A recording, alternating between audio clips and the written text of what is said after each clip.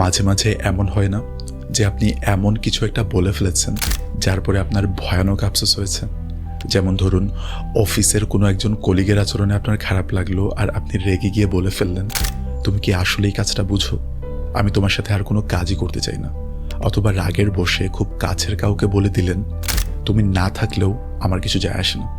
কিন্তু পরে মাথা ঠান্ডা হওয়ার পর আপনার মনে হলো আপনি তো আসলে এটা বলতে চাননি বা মিন করেননি। এই ঘটনা যদি কখনো আপনার লাইফে ঘটে থাকে, তাহলে আপনি ইমোশনাল হাইজ্যাকিংয়ের শিকার হয়েছিলেন। ইমোশনাল হাইজ্যাকিং মানে আমাদের আবেগ এতটাই প্রবল হয়ে ওঠে যে আমরা নিজেকে নিয়ন্ত্রণ করতে পারি না। আর তখন আমরা এমন কিছু বলি বা করি যেটা নর্মাল সিচুয়েশন হলে আমরা হয়তো করতাম না। কিন্তু যারা ইমোশনালি ইন্টেলিজেন্ট, তারা এই ধরনের সিচুয়েশনগুলোতে সহজে নিজের নিয়ন্ত্রণ হারায় না। তারা কিছু ছোট ছোট ফ্রেমওয়ার্ক ব্যবহার করে যা তাদেরকে নিজের ইমোশনকে বুঝতে এবং সামলাতে সাহায্য করে।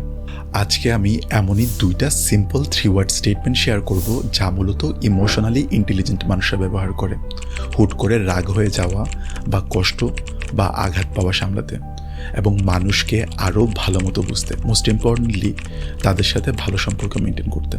আর আপনি যদি নিজেও এই স্টেটমেন্টগুলো মনে রাখতে পারেন, তাহলে এই স্টেটমেন্টগুলো আপনাকেও আপনার ডিফিকাল্ট সিচুয়েশনে ইমোশনাল হাইজ্যাক হওয়া থেকে বাঁচাতে সাহায্য করবে। প্রথম স্টেটমেন্ট হলো দে ডোন্ট নো। কষ্ট পাওয়ার মতো কিছু শুনলে দে ডোন্ট নো এই লাইনটা মাথায় আনার চেষ্টা করবেন।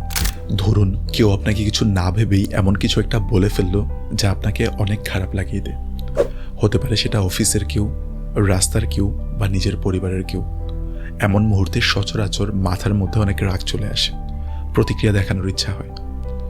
এই সময় নিজেকে মনে করান দে ডোন্ট নো। তারা জানে না আমার জীবনে কি চলছে, তারা জানে না আমি আমার জায়গা থেকে কিভাবে চেষ্টা করছি, বা তারা জানে না যেটা আমি জানি আমার নিজের সম্পর্কে। তাদের দৃষ্টিভঙ্গি আমার মতো না, আর যদি হতো তাহলে হয়তো তারা এমন কিছু বলতোই না। তাই প্রতিক্রিয়া দেখানোর আগে নিজেকে একবার মনে করিয়ে দিন দে ডোন্ট নো। আর আপনি যদি এটা মনে করতে পারেন আর নিজেকে বলতে পারেন, তাহলে দেখবেন ওই সিচুয়েশনটাতে অন্য মানুষের বলা কথা আপনাকে আর অত বেশি খারাপ ফিল করাচ্ছে না। হয়তো শুরুতে কারোর কথা শুনে আপনার অনেক রাগ হবে, তখন যা সিম্পলি নিজেকে মনে করেন তারা আমার সম্পর্কে ঠিকমতো জানেই না।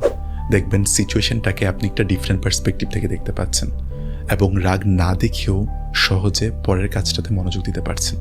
আর সেকেন্ড স্টেটমেন্ট হলো আই ডোন্ট নো।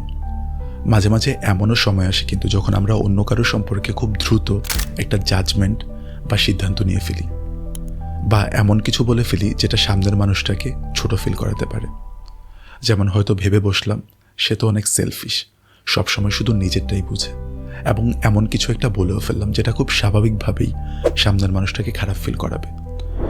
সো কষ্ট দেওয়ার মতো কিছু বলে ফেলা বা করে ফেলার আগে নিজেকে মনে করাতে পারি আই ডোন্ট নো। যেমনভাবে অন্যদের জানার বা বোঝার উপায় থাকে না যে আমার লাইফে কি চলছে, ঠিক সেমভাবে আমরাও হয়তো জানি না যে অন্যদের লাইফে কি চলছে। আমি জানি না তার দিন কেমন যাচ্ছে, আমি জানি না সে হয়তো বাসায় কোনো সমস্যার মধ্যে দিয়ে যাচ্ছে, বা আমি জানি না তার গল্পটা আসলে কি, বা সে আসলে কি এক্সপিরিয়েন্স করছে। এই ছোট্ট একটা চিন্তা আই ডোন্ট নো আমাদের অন্য মানুষের প্রতি এমপ্যাথেটিক হতে, মানে অন্যের জায়গাটা আরও ভালো মতো বুঝতে সাহায্য করে, আর ফলে আমাদের ইমোশনও নিয়ন্ত্রণে থাকে। এমপ্যাথি এমন একটা স্কিল যেটা আমাদের যে কারোর সাথে সম্পর্ক ভালো রাখতে হেল্প করে। তাহলে পরের বার থেকে যখনই কোনো কিছুতে অনেক বেশি রাগ কাজ করবে, হতাশ লাগবে, বা কারো কোনো কথায় কষ্ট পাবেন, একবার এই 2টা ফ্রেজ মনে করার ট্রাই করবেন।